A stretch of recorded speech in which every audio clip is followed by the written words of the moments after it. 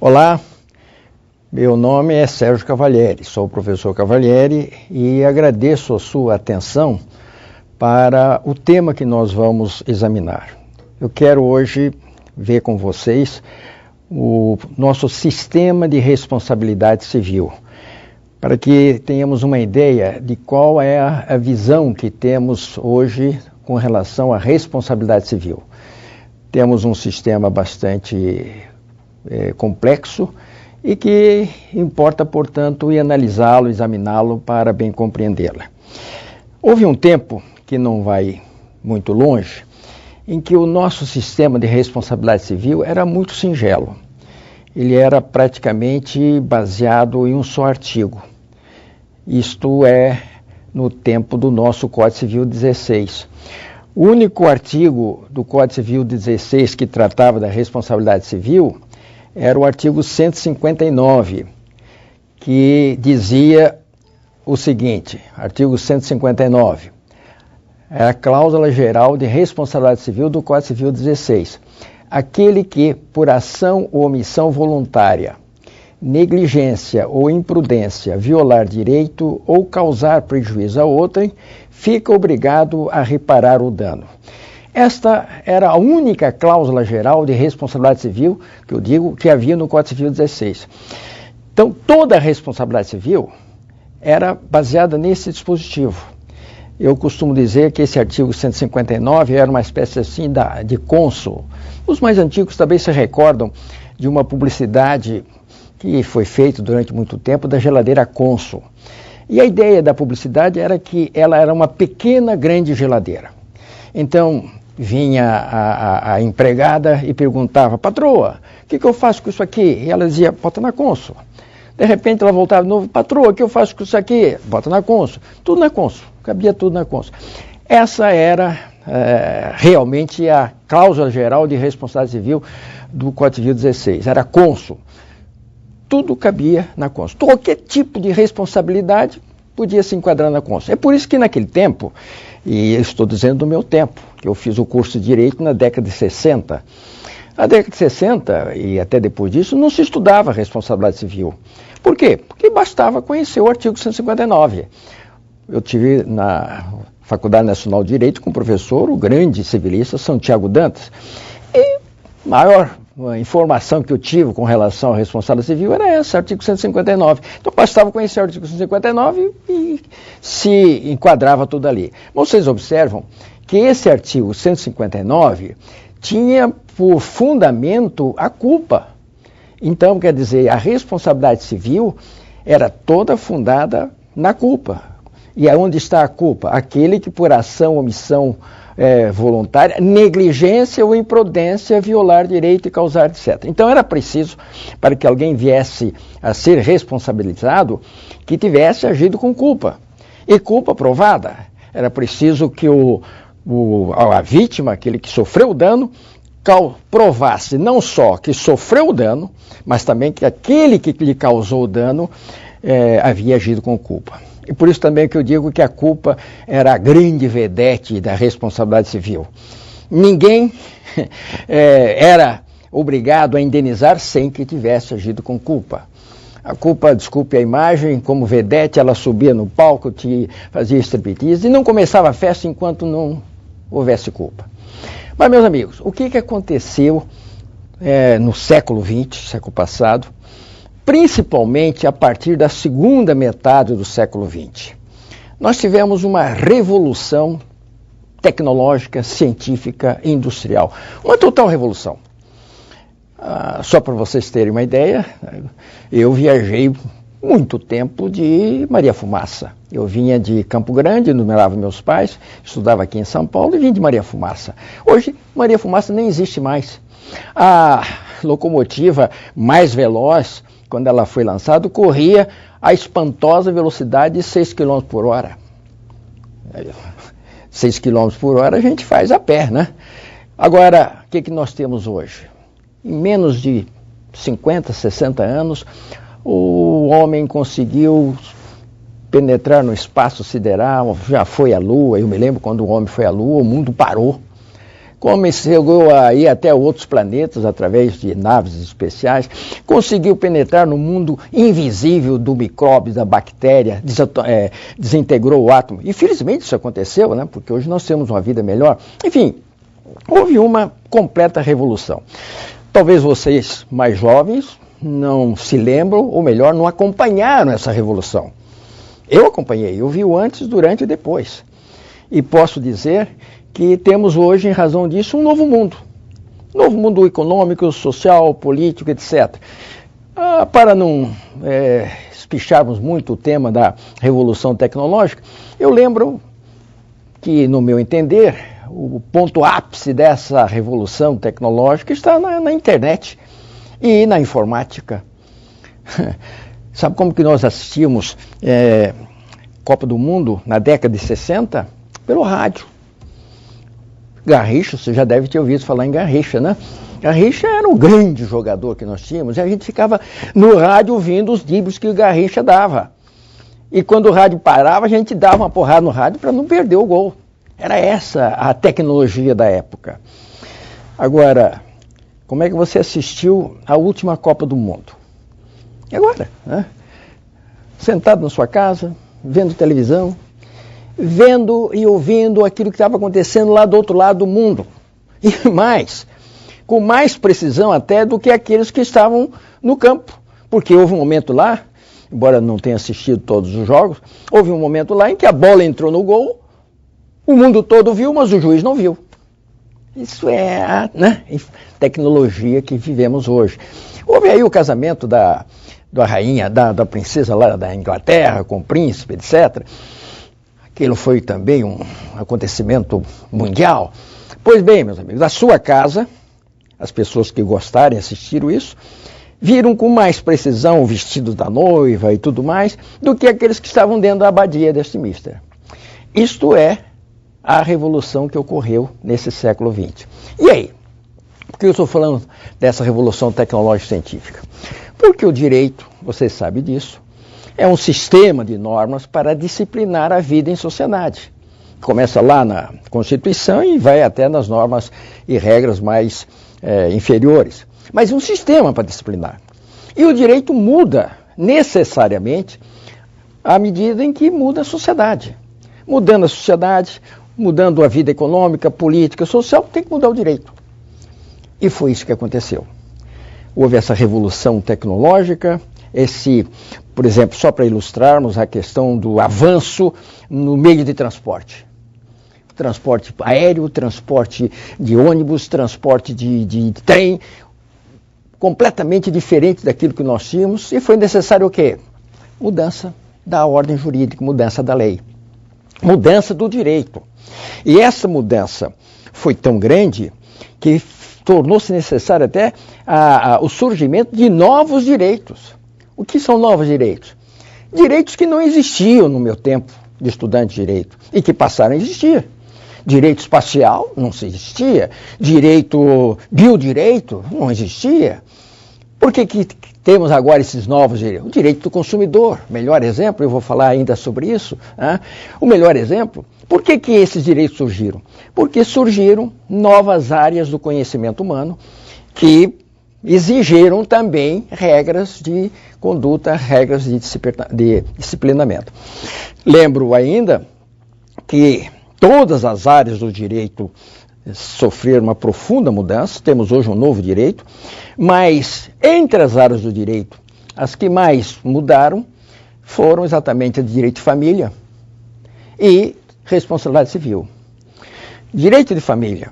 Quando eu entrei na magistratura, em 1972, tínhamos filho adulterino, filho ilegítimo, filho espuro, filho incestuoso, até filho daquilo tinha.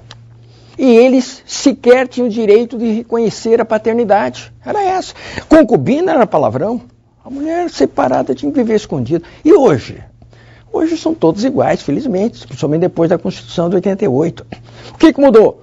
Mudou a sociedade, mudaram os hábitos, mudaram a concepção e mudou necessariamente o direito. Lembro agora que, recentemente, o Supremo Tribunal Federal consagrou a união estável entre pessoas de sexos diferentes, e o Superior Tribunal de Justiça, em um voto brilhantíssimo do ministro Luiz Salomão, também admitiu agora já o casamento de pessoas de sexos diferentes. Veja se isso era possível. Pois bem, senhores, além do direito de família, o direito que mais mudou também foi responsabilidade civil. E por isso que eu iniciei dizendo que nós tínhamos um sistema muito singelo, baseado em uma cláusula só, uma cláusula geral só, que era o artigo 159 do Código Civil, mas hoje nós temos um sistema complexo. Por quê? Porque essa transformação social, econômica, política que ocorreu fez com que também surgissem novos problemas na área de responsabilidade civil e, em razão disso, tivemos que admitir uma nova sistemática da responsabilidade civil, principalmente no que diz respeito à culpa. Vocês se lembram que o artigo 159 do Código Civil 16 exigia culpa. Sem culpa, ninguém era obrigado a indenizar. E essa prova da culpa, que culpa é violação de dever de cuidado, essa prova da culpa tornou-se impossível em razão dessa evolução tecnológica e científica. Por isso, teve que se admitir novas formas de responsabilidade. Eu não vou, evidentemente, falar sobre todas elas, mas quero dar essa imagem para vocês. A primeira grande mudança veio principalmente com a Constituição de 88. Vejam, já estamos falando em 1988, Código Civil de 16.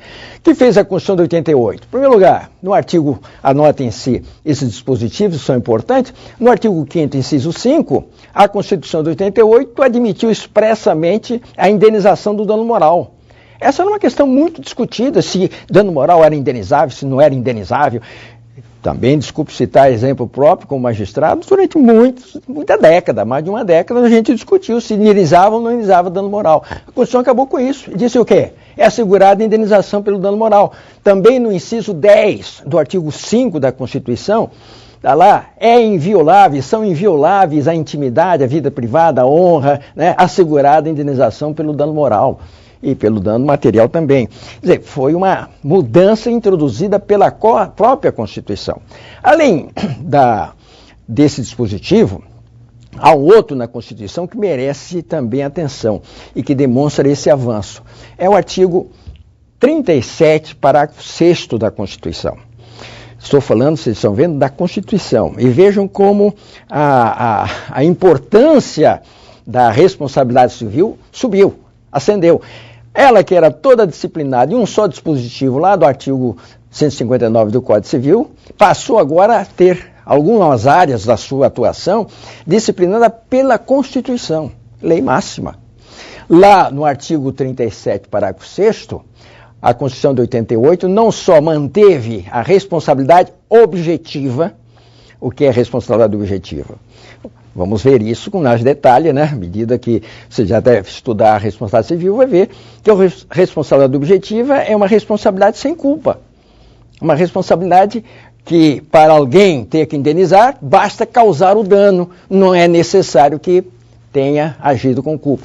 Porque afastou-se a culpa em razão dessa dificuldade. Pois bem, nesse artigo 37, parágrafo 6º, né, a Constituição não só manteve a responsabilidade objetiva, quer dizer, sem culpa, que era já a responsabilidade do Estado desde a Constituição de 46, mas estendeu essa responsabilidade objetiva também aos prestadores de serviços públicos. Diz lá, as pessoas jurídicas de direito público é União, Estado, município, e agora a parte que a Constituição acrescentou, e as de direito privado, prestadoras de serviços públicos, de direito privado, prestadores de serviços públicos, responderão pelos danos que os seus agentes nessa qualidade causarem a terceiros. O que fez a Constituição aí, meus amigos? Numa penada, e que penada, estendeu responsabilidade objetiva, quer dizer, sem culpa, a todos os prestadores de serviços públicos. Quem são prestadores de serviços públicos? Luz, gás, telefone, transporte e tudo mais, são prestadores de serviços públicos. Até então, eles tinham responsabilidade objetiva. Até então, quando a vítima tinha que querer, por exemplo, uma indenização de um transportador, ou digamos, de ônibus ou de trem, tinha que provar a culpa do transportador, o que era impossível. A partir da Constituição de 88, o transportador, só para esse exemplo, responde independentemente de culpa, quer dizer, só porque causou o dano, tinha a obrigação de levar o passageiro são e salvo ao seu destino e não o fez, tem que indenizar independentemente de culpa. O que aconteceu? Atentem para isso. Todos os prestadores de serviços públicos estavam ainda lá, né, escondidos no artigo 159, da Consul.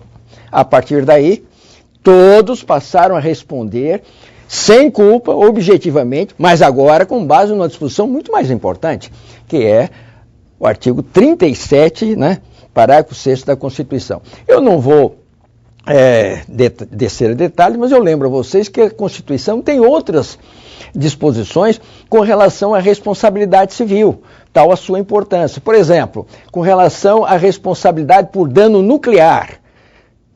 Isso também é um direito novo. Dano nuclear só começou a ser estudado depois que foram explodidas, lançadas aquelas 2 primeiras bombas atômicas lá no Japão. Dano nuclear, responsabilidade objetiva. Por dano ao meio ambiente, está lá previsto no artigo 225, parágrafo 3º da Constituição. Por danos no acidente de trabalho, no artigo 7, inciso 28 da Constituição. Danos por atos judiciais, artigo 5, inciso 75. Então, o que eu quero mostrar para vocês, atentem isso, que nós tínhamos um sistema singelo, um só artigo. Tudo era culpa. E de repente, por isso não precisava estudar a responsabilidade civil, e de repente, o sistema de responsabilidade civil começou a ser disciplinado pela própria Constituição. Mas não parou aí. Tivemos esse progresso. E acho que a grande evolução, eu não vou mencionar todos os passos, mas o último grande passo nessa evolução da responsabilidade civil veio com o Código Consumidor. O Código Consumidor é uma lei fantástica. É também um direito novo. Quando é que o Código Consumidor foi editado? 1990. Tem agora, portanto, 21 anos. Por que o Código Consumidor foi editado? Porque o fornecedor, né, de produtos e serviços continuava respondendo somente com base na culpa quando causava dano material ou moral ao consumidor através dos seus produtos e serviços. Vejam, tudo já havia mudado, menos em relação à responsabilidade civil nas relações de consumo. Tudo havia mudado menos ali. Por quê? Porque o prestador de serviços respondia já objetivamente, o próprio Estado já respondia também objetivamente, mas o fornecedor de produto e serviço continuava respondendo com culpa, só com culpa. E é por isso que Pizarro, um grande jurista, dizia que a culpa, aquela culpa do artigo 159, era uma espécie assim de couraça intransponível, que tornava o fornecedor irresponsável.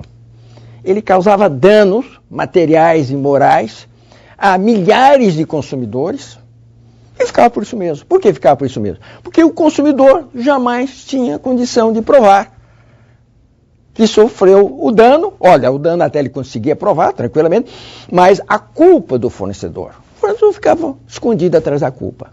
E por isso havia uma verdadeira situação de vulnerabilidade do consumidor. E esse progresso tecnológico e científico, né, trouxe a chamada problemática do acidente de consumo.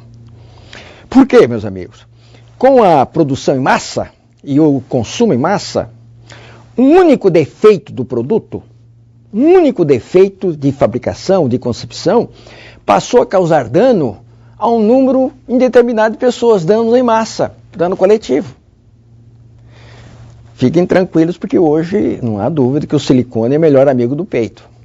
Mas nem sempre foi assim. Aliás, está até dando aí, né, notícia de silicone que ainda está dando câncer.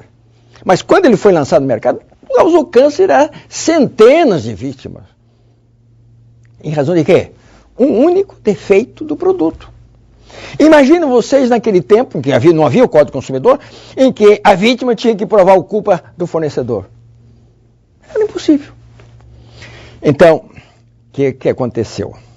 O Código do Consumidor deu um passo vigoroso, vamos dizer, corajoso nessa evolução da responsabilidade civil.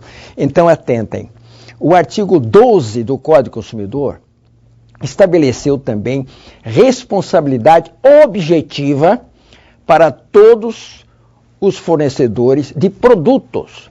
Diz lá o artigo 12. O fabricante, o produtor, o consumidor nacional ou estrangeiro e o importador respondem independentemente da existência de culpa, essa expressão aí, tá vendo? Independentemente da existência de culpa, exatamente para afastar aquela... Não é mais o artigo 159, não. Agora é aqui. Independentemente da existência de culpa, pelos danos causados por defeitos decorrentes de projeto, fabricação, etc, etc. Um passo vigoroso. E é por isso que, a partir do Código Consumidor, o número de ações de responsabilidade civil contra os fornecedores por dano decorrente do produto subiram em quantidade enorme, porque não precisa mais discutir culpa. E isso fez com que até a própria autoridade tomasse consciência da sua responsabilidade, não só de controlar melhor a qualidade dos produtos, mas também de fazer com que o fornecedor responda. Vejam agora, vocês estão acompanhando no jornal, o problema que houve aí com uma certa marca de silicone. Não só as vítimas têm agora o direito de pleitear uma indenização por dano material, moral ao fabricante por defeito do produto, independentemente de culpa, mas a própria autoridade está exigindo que planos de saúde, etc., façam a substituição. Essa é a relevância que tem hoje a responsabilidade civil. Mas o Código do Consumidor não ficou apenas no artigo 12.